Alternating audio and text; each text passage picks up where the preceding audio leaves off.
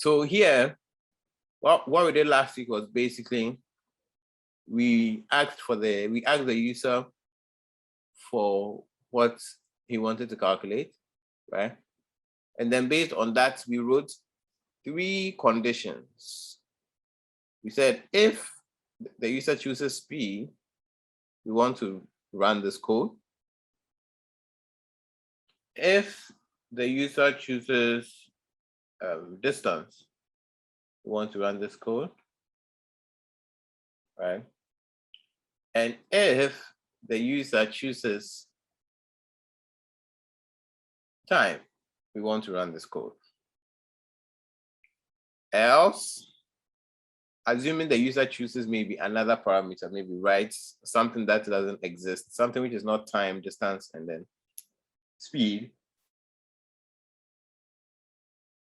we would just select one of the 3, then just creating an error message that will allow the user to go back and correct himself. Okay, so that is what we did. Today we are going to focus on. Okay, let me send a message to St. Teresa. They still can't hear me.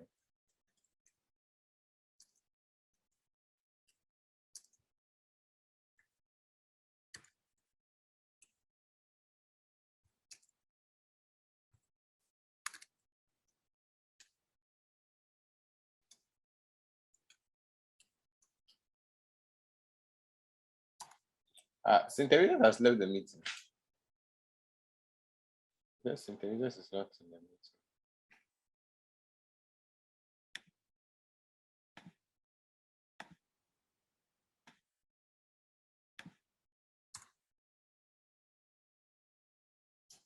Okay, they are. Okay, so that's what we did last week, and that's basically where we ended. So I want us to solve more questions, but before we do that, I want us to look at one more topic, and then let me see. Will that be our last? That should be our last topic. Yeah. Look at one more topic, and then the rest will be questions.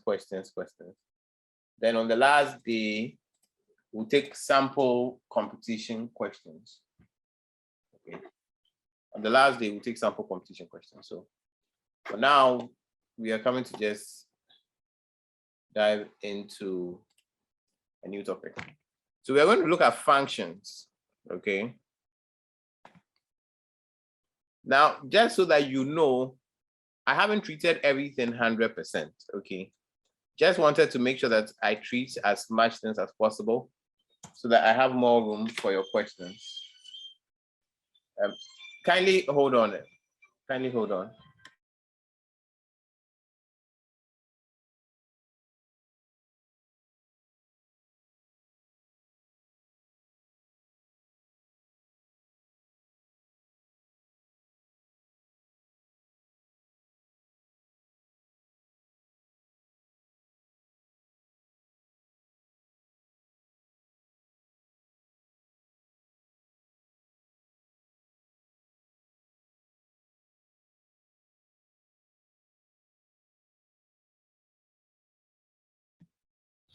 Okay, so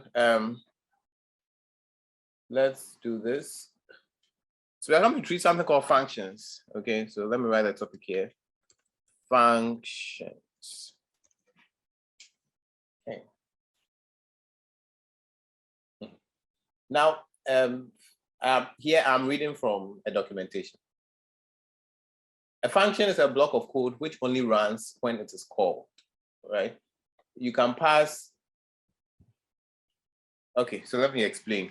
So a function is a block of code. When I say a block of code, it means that you have taken some pieces of code. For example, let's say this code, right? Let's say this code. This forms a block of code, okay? Now, when you take a block of code, right?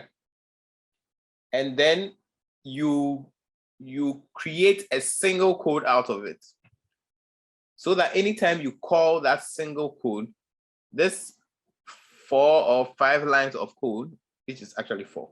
This 4 lines of code will run. That's the idea behind the function. The idea behind the function is that I have a block of code like this, or let's even say,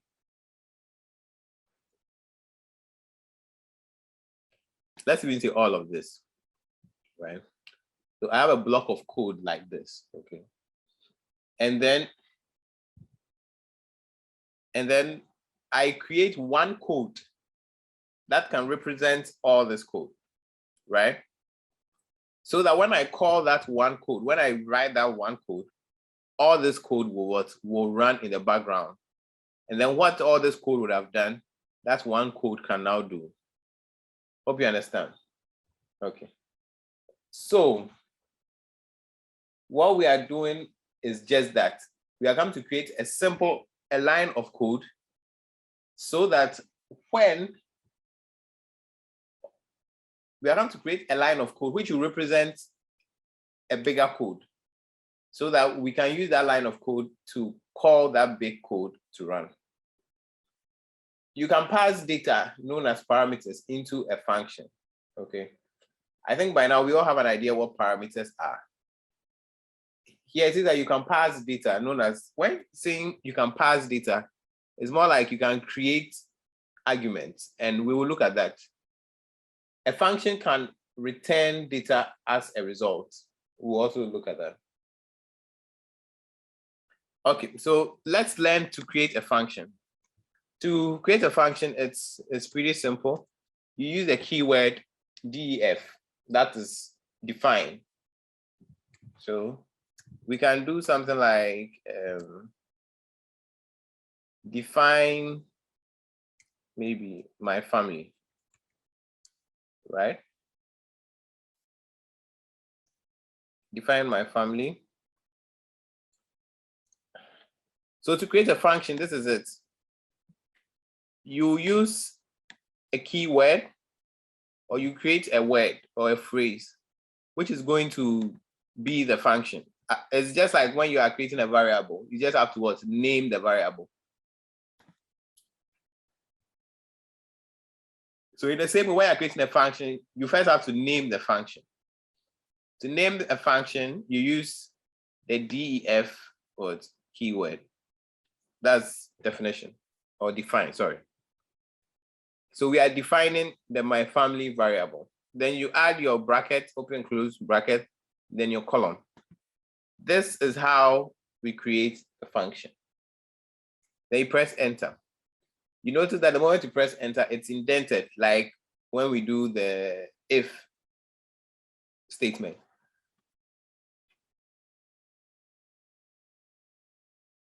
Sorry, I keep yawning. Now, assuming we wanted to print a family name, so we could say print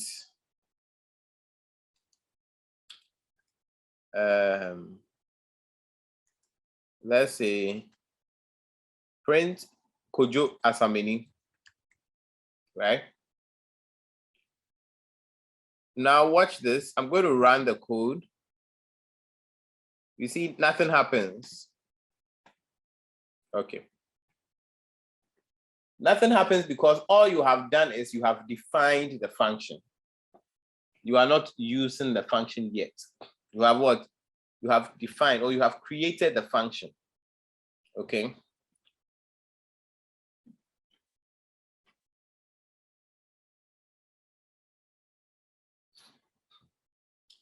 All we've done is we've created the function. Now we need to use the function, or in a more technical term, we need to call the function. So right now, if I run this program, all it does is creates the function. Now to call the function is simple. You just type the name of the function, and then you add its brackets. So now here I am calling the function. So I can run it, and then it prints what? Kojo Asameni. Okay. So here you would see that this code now represents this. or anything this will do. If I should add the rest of the family, maybe print if what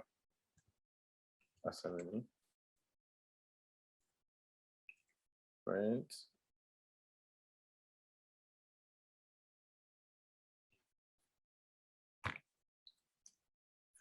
what now?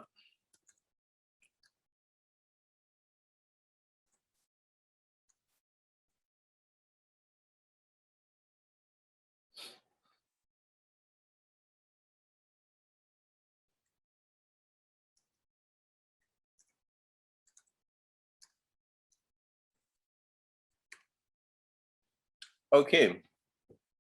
Now, if you look at this again, as usual, this is how it will look. When I run it, nothing happens, right? Nothing happens.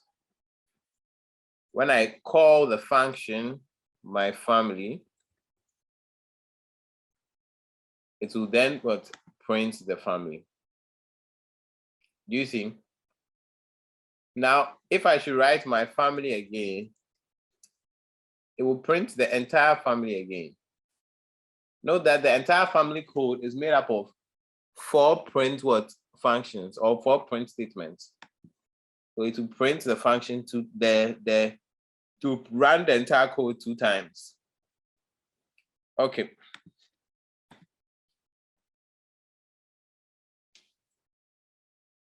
So that's basically functions.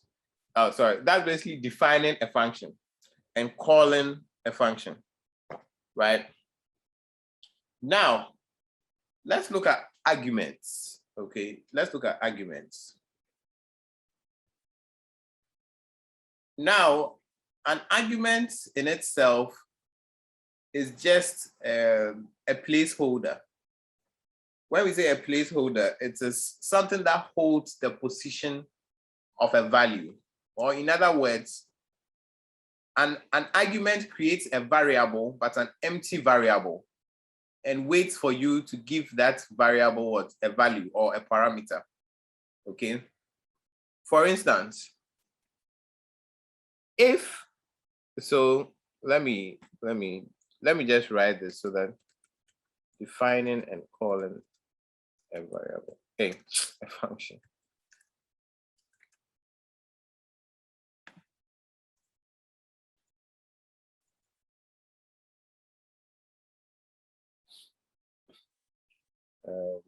Using arguments in your function.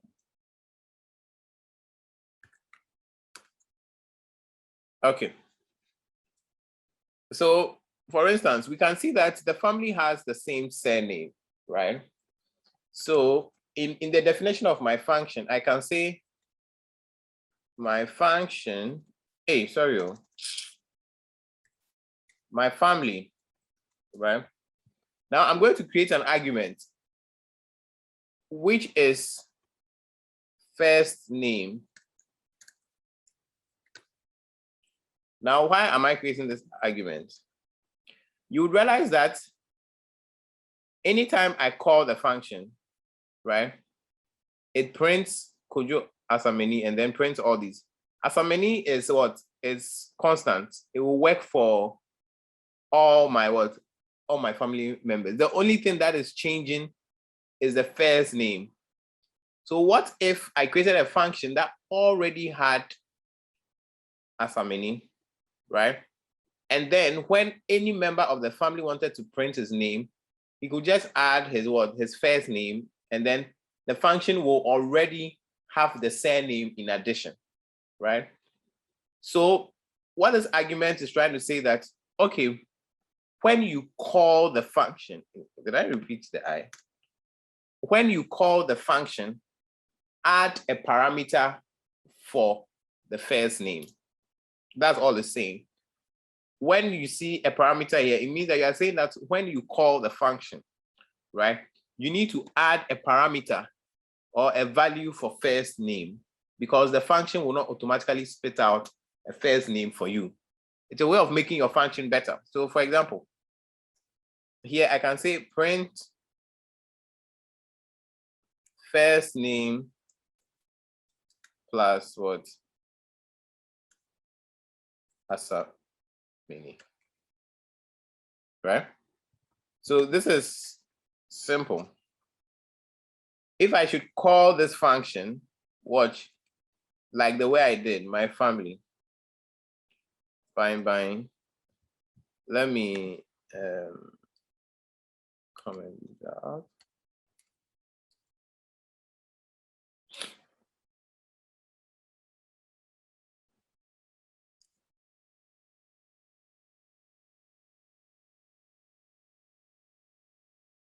So my family, if I should run this, you're going to see something.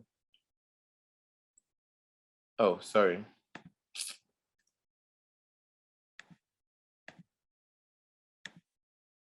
Okay, now let's look at this. It says that my family missing one required positional argument, first name.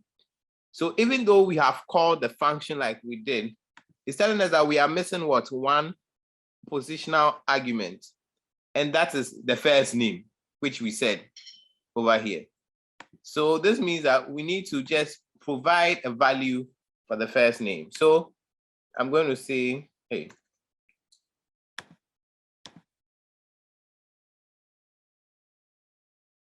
Kojo.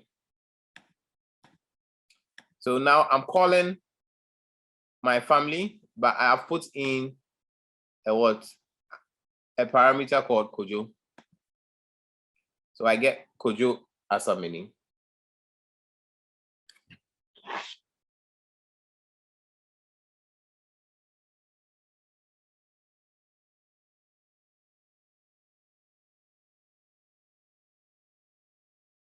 A second.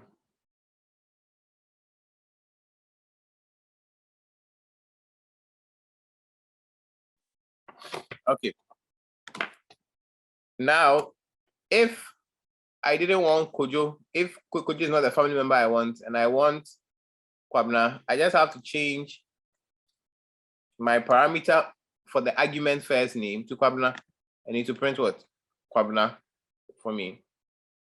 So that's how you add an argument to your function.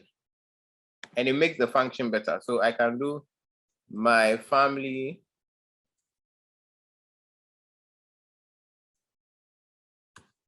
Kojo. My family Ifwa. And then we have them with their surnames here. Okay.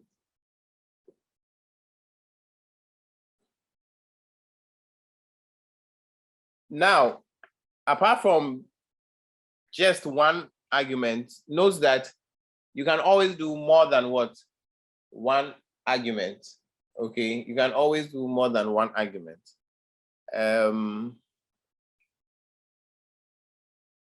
For instance, if we wanted to, let's say, do a first name, right? A last name, okay? Let's say we were printing, doing a more,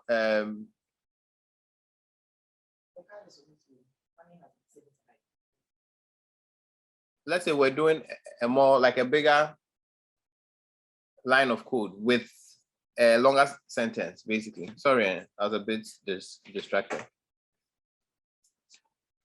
So let's say I want to say first name, last name. Okay, sorry, let me not erase this. I keep doing this thing.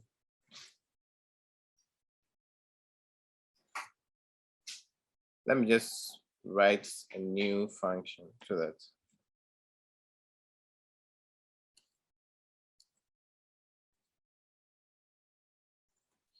Okay, so using multiple arguments. Okay. So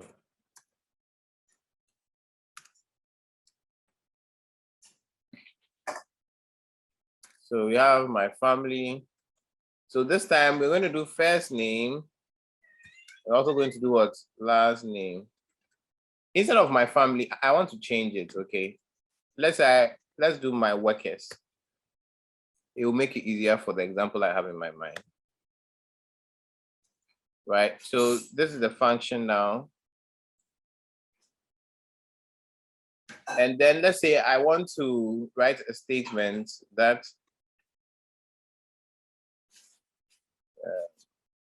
salary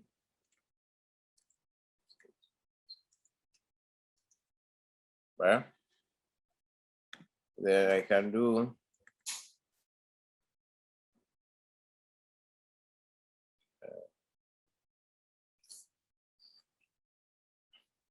okay, so let's say we have salary also, right? So I'm putting in 3 arguments, okay? So I'm going to do, so salary statement would be, I could do something like worker, I don't know, employee.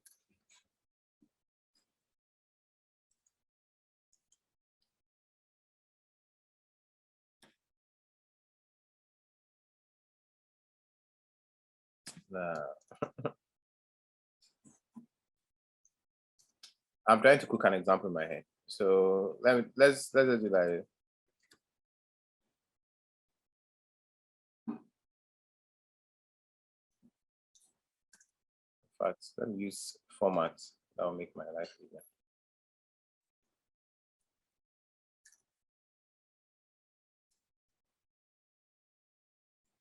So I'll do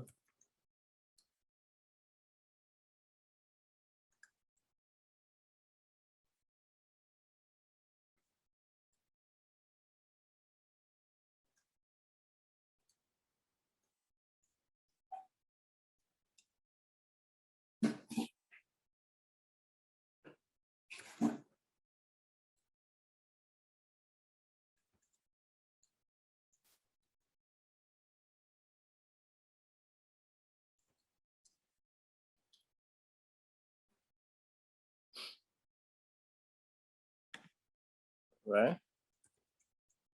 Yeah, I might say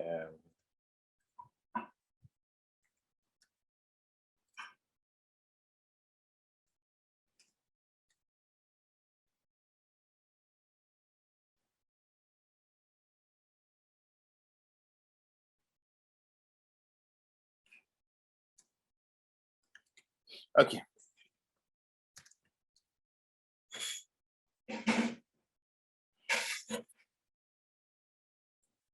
Then let me just add, I just want to make it a little more.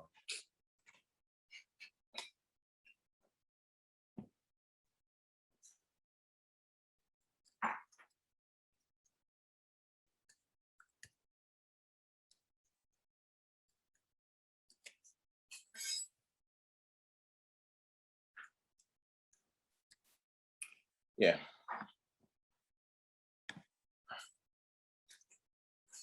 Okay, so we have let's say a payment slip, okay, that the employees receive before they go to take out their money, right, from the account office, okay? And we've created a function for that, a function that produces the slip or that like produces the information for the slip, okay? But we have a certain number of employees. Let's say we have 500 employees. Do you get me? We can't write a code for all these employees and then put this inside and that inside. Do you get me? So we write a function, right? So for employee 1, all we have to is to call the function and then put in the first name, the last name, and the salary amount. Hope you get me. And that will take care of the employee, or that will take care of the employee statement and then print it. We could actually take this to the next level of actually creating a list of employees, right? We could create a list of employees and then use what we have learned in lists right? How to access names in lists.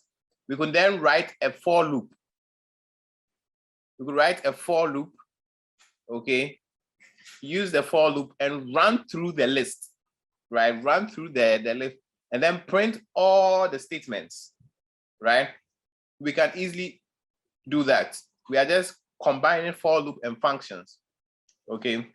So, but let's just limit ourselves to functions right now. So we could do my workers, right? And then I have to, let's say, Johnson. So the first name is Johnson, so I need to do that, Johnson. The last name is, let's say, Bruce, Johnson Bruce. And let's say his salary is, let's say, 7,000, right? So that is that. I have Johnson, I have Bruce, and then I have his salary. Okay, I made a mistake somewhere.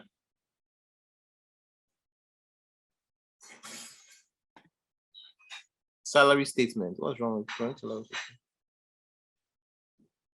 Oh, sorry.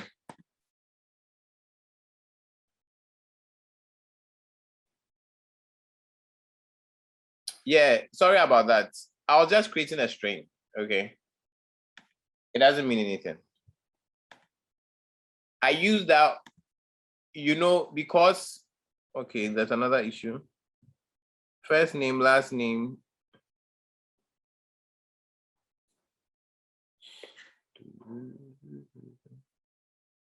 Last name not defined. Okay, the last name I wrote here was wrong. You guys are not checking my code for me. Like, you should have seen that. Okay. So Johnson Bruce made an amount of 7,000 Ghana cedis in the month of July. Visit the account office to take your money in cash. Thank you for your service, Johnson Bruce. I'm just trying to use the arguments as much as possible in the code, okay? Right, so if we have another employee, all I'll have to do is, right, is to just input his name and his amount. So let's say it is Bernard. Bernard, let's say Lawson.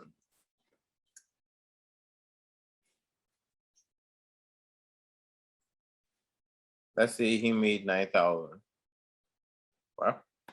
So here is going to print two statements for me.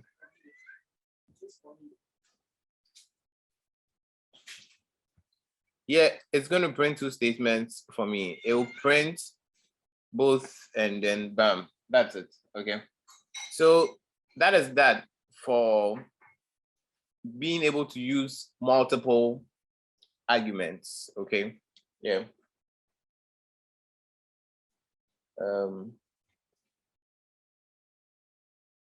Now note that if the thing requires 3 arguments and you only put in 2 parameters, okay, it's not going to work. It will give you an error, okay? Because if you create a function and you say first name, last name, and salary, and then you just put the first name and the last name, you're not going to get a result. It's going to give you what? An error, okay? Okay.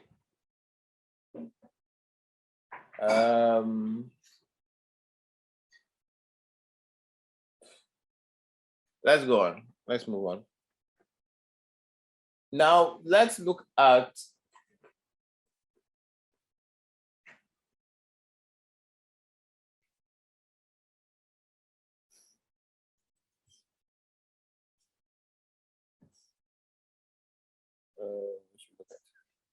let's look at arbitrary arguments. Okay. You'll not really be using that, but let's just look at it. Okay. Yeah.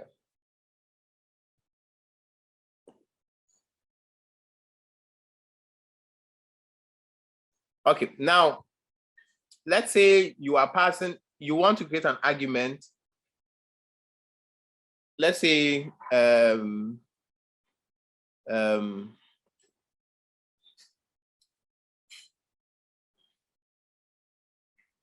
trying to find let's say you want to create an argument that is something like the top schools. Okay, let's say there isn't a limit for top schools. You just have to pass a certain threshold. So let's say you want to create an argument called top schools. Okay, now you don't know how many top schools there are, right? It's not like here we have first name, last name, and salary. You get me? You want to be able to pass an argument for top schools, but you don't know whether to write top school 1, top school, and then top school 3. Maybe that there's just one top school, or there are just 2 top schools. Okay.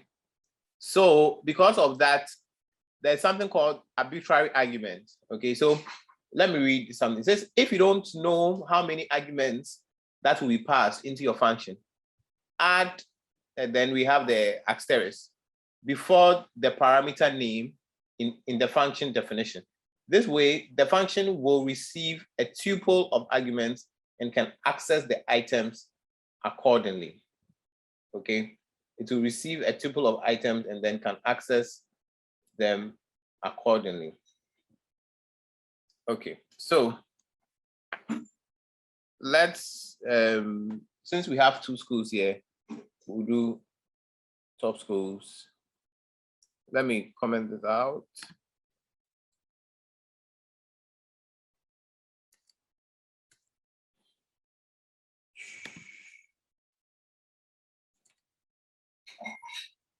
So let me listen. Using arbitrary arguments when dot.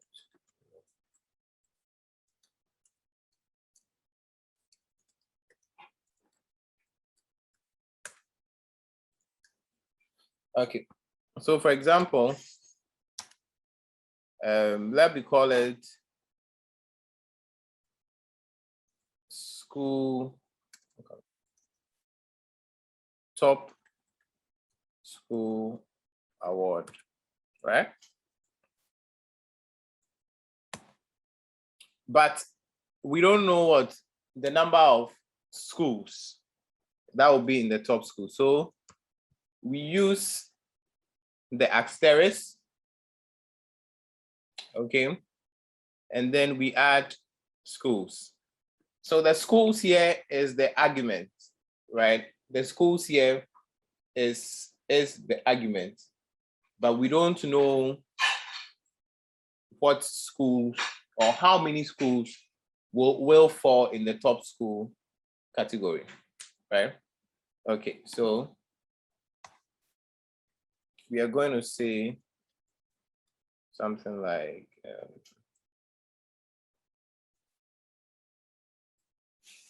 the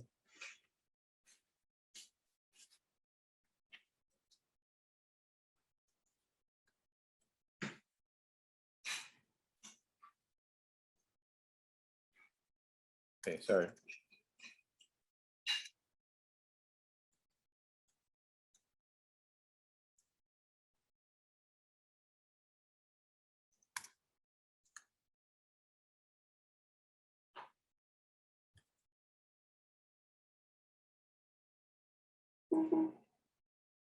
Hmm?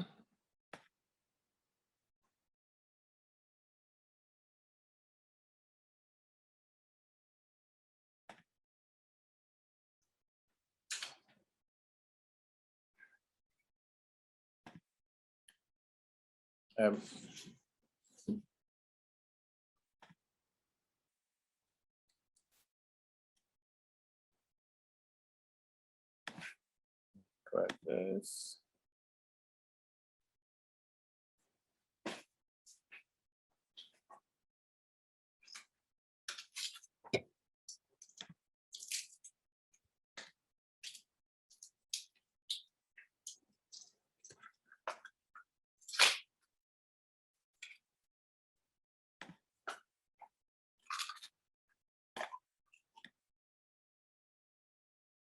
Okay, so sorry.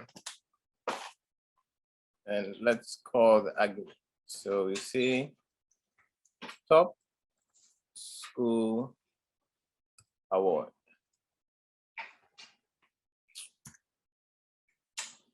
Now, here is where we need to enter the top schools.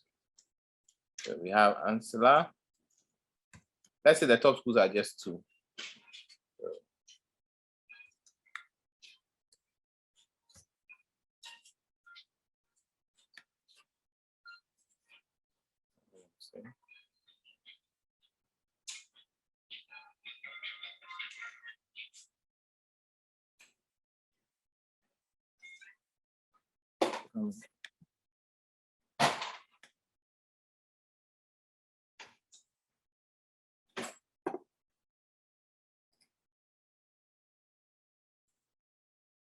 A second here.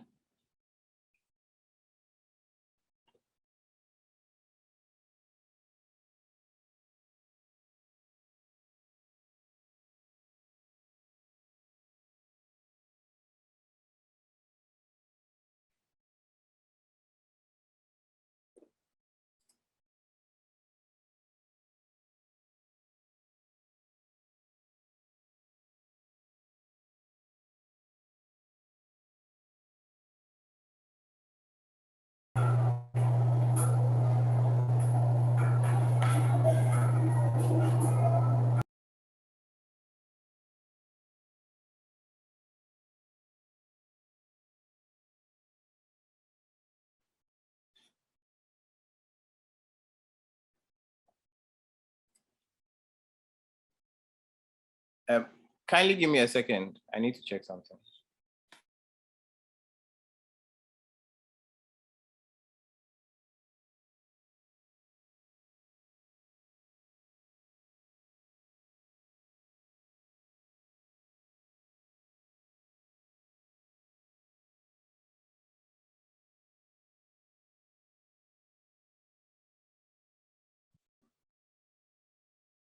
Okay, so as I was saying, where was I? Yeah, we were looking at if you want to use an arbitrary number of arguments, right? So over here, we are saying the top schools are this and that. I think we got an error. The error was because this, when you use this asterisk, what it does is that it stores whatever is provided. It stores this as a tuple. Okay, you can just think of a tuple as a list. Okay, so it stores it as a tuple. So that's a different data type, right? So I think converting it should do casting. Sorry, casting it should take care of that, right? Then we'll have it here. So the top schools are Ansela, and so it just converts this into a string and allows you to display it. So even if I had, like, let's say more schools, right, it would still not give me an lady. It will still not give me what? An error, because of the argument, because of the asterisk we used in the argument. Okay, you're not really going to use this in terms of in what we are doing, but I just wanted to mention it so that you have it there, okay, at the back of your mind. So note that on a normal day, the number of arguments you enter should be the number of parameters that you use when you are calling the function. Else, you need to use what? An arbitrary argument, and that is what will help you. Okay, now we are going to look at a few functions. Okay, we'll just look at random function. Yeah, we'll probably just look at 2 functions. Now, apart from functions, you need to know that when you have a group of functions, right, that do the same thing, okay, or they do similar things, we put them together to form something called a module, okay? Now, you can have different modules, and out of that, you will create something called a library, okay? I'm saying this because I'm trying to push this down because for a lot of the questions that we'll be solving, we'll be using libraries, okay? So remember that a function is a code that has been created. Either you create it or someone else creates it, okay? Now, when you have so many functions that do similar things, you can put them together to form something called a module, right? You can put them together to form a module. Now, you can put different modules together to form a library. So in Python, Python has so many libraries, hence has so many modules. Because the reason why that is done is because a lot of people create libraries so that when you are writing your code, you don't have to create everything from scratch. For example, let's say you want to write a program that will tell you the time, okay? You don't need to now have to figure out how to write a code that will tell you the time. It's a very long thing, you get me? So someone sat down and has designed a library for time. Kindly hold on a second.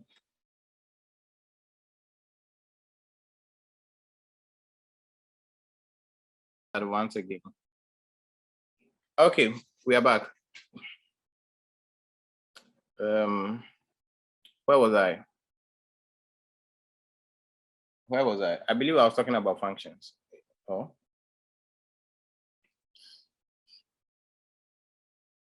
Please, what was the last thing I was talking about? Can someone help me out?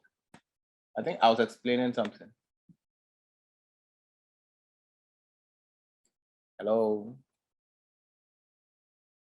Okay, you let me pick it up from where. You're talking about I was talking about what? Modules. Okay.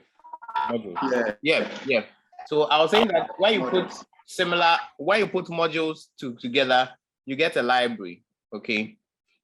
And I think I explained that libraries are usually already created, right? Either they come already in Python or it is not in Python, right? And you'd have to import it one way or the other. So let's try out the Python module called dates. Let's try out the Python module called dates. That's the dates module. Okay. Now, note that a module is already an imported. It's already an existing code. Okay, so you are going to import the code, and then you will then use the functions in the code. Like I said, in a module, there are functions in it that are similar. They are not the same, but you can group them. You get me? You can group them in a module. Then when you have different modules, you can then put them in a function. You can create a library for them. So if you want to use a module, so let's say we want to use a module that helps us, with dates, okay? We are going to import a module known as datetime, okay? Datetime module. So to do that, all you have to type is import and then datetime, okay? Note that this datetime module contains functions, okay? It contains what? Functions, okay. Now,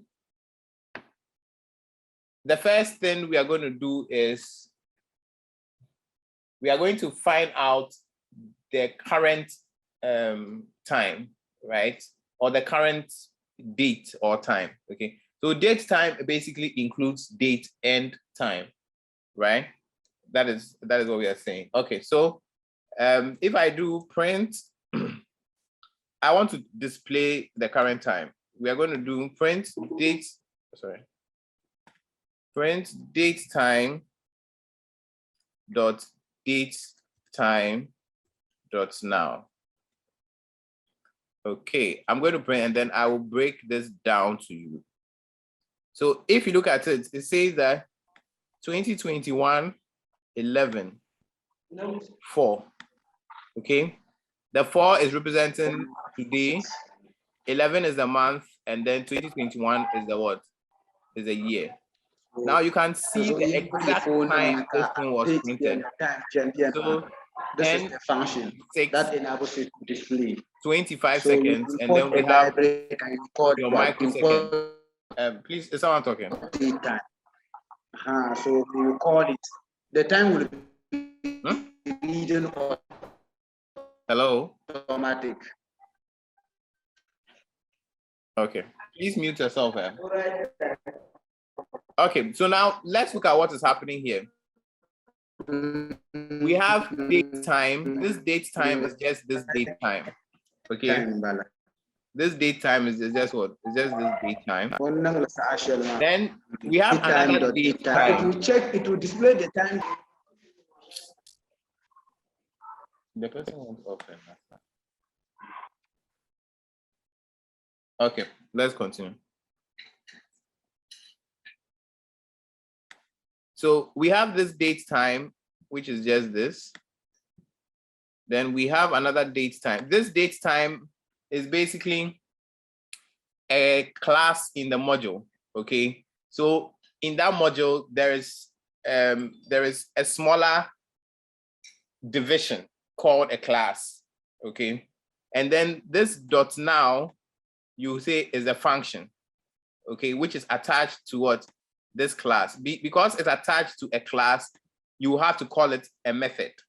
Okay, so this is the function. This is actually the function. The now is the function. Okay, it's attached to a class called datetime class.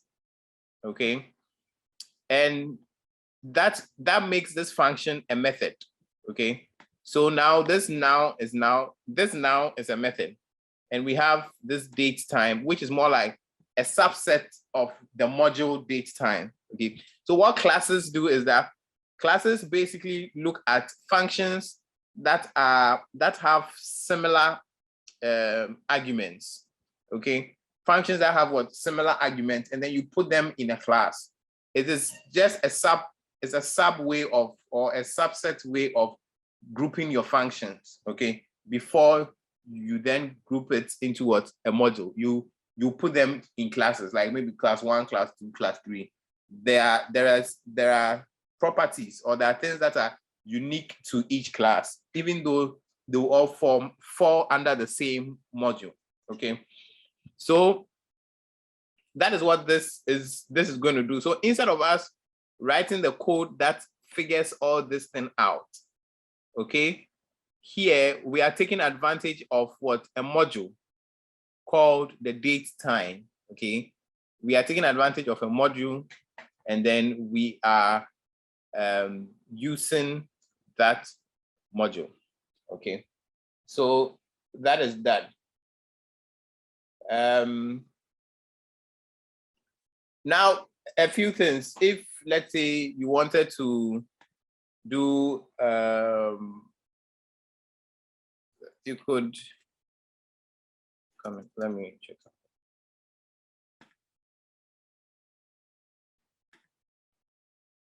Now, note that every function will have its own, every module will have, let me take this out. Every module will have its own functions, and it comes with its own documentation. Okay, so let's say you want a math module, or a module that helps you solve math questions, or that has math functions, right? All you have to do is you have to search for the documentation of what? You have to search for the Python documentation of that module. Okay. Okay. Sorry. You have to search for the Python documentation of that module. So let's say a module that allows you to create games, right? You have to search for that documentation. So every module has its own documentation, or let me say every library, let me call it library rather. Okay, now if you are importing a library will look like this from then the name of the library. So let's say the name of the library was Pygame. I'll do something like this. From Pygame, import. Please, you get it? So import is for modules. The reason why this datetime is working is because there is already a library in Python, or there's already a library in this that has datetime. Okay. Now, if I wanted to import a whole library, I'll first have to type from, then I'll write the name of the library, then that. But we are dealing with modules, so let's focus on that. So that is that, and that is how modules work. For example, let me give you another example. Let's say we had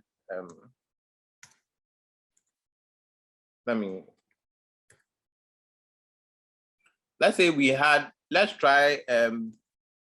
say we want to print, or we want to generate random numbers. Okay, being able to randomize stuff has a module on its own. It's called random. Okay, so by doing this, we can now use certain functions that we couldn't use. Like we can say, let's create a list, let's say schools. Okay. Okay. Let's say schools, and we have Our Lady. Oh, really? We have Ansela. We have Saint Teresa's. Right? Let's say I wanted to print a random school, right? I could use the random function out of the random module. So I would say print random dot choice, right? This random, we know where it's coming from. And then we have dot choice. So random dot choice schools, right? Okay, so that is that. Now, if I should run this, there is already an existing code that allows things to be random, right? We are not creating that code. We are just taking advantage of the module that exists. So if I print it, it will automatically select a random school for me, right? So if you look for the documentation of the random module, you see every function that exists in it and what you can do with it. Do you understand? So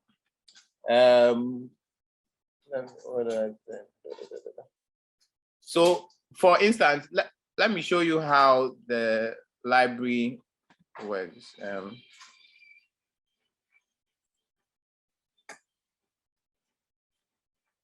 Just a second, please.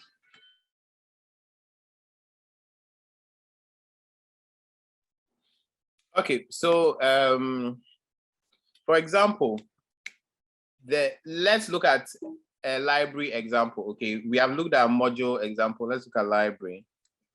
Okay, for example, there is a library in Python. Okay, or there's a library for Python known as Tkinter, right? Known as Tkinter. It allows you to create like simple UI interfaces. You get it? So for such a library, or for such a thing, we will have to do from, do you get it? From tkinter. So inside the library, there are modules, right? Let's say we want to just use all the modules at whatever time we want. We'll say import all. You get it? So here, I have imported every module that will exist or that exists in the library, right? Hence, I can call any, I don't even have to call a module again. I can use any function that is in any of the modules in the library Tkinter, okay? Tkinter is used for UI. So if we wanted to create UI, but then you can also look at the documentation of the library Tkinter and then you see what each of the functions can do, right? So this is how basically you will be working, right? Sometimes you will have a problem and that problem can be easily solved if you have a certain module, right? Let's say you are doing a problem that is math intensive, then you have to import a math module, right? If you are solving a problem that requires certain things, you have to find modules or you use modules that make the work easier. You get me? You don't have to always like reinvent the process. You get it? Because let's say you are writing a program that will generate passwords, right? Here, random is very good with that, right? So then you can find a function in random, a function that has already been created that allows you to what? To generate random alphabets. You get it? Hence, that will allow you to do that, okay? So that is that. We'll end here.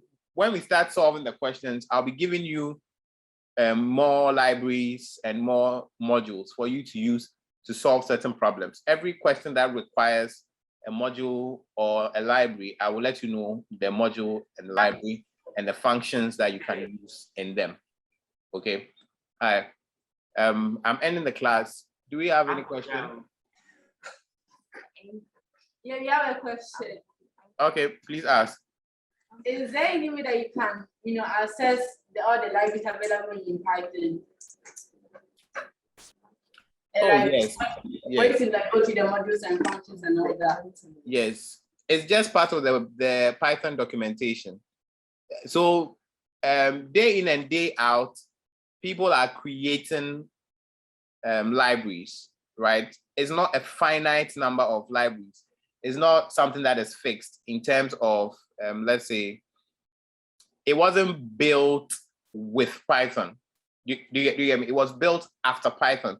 These libraries and modules were built after Python, right? And then as time goes on, they get included in Python, okay? So at any point in time, you can just do a random search and then look for, you hear me, Python libraries, and you see the libraries that exist in Python.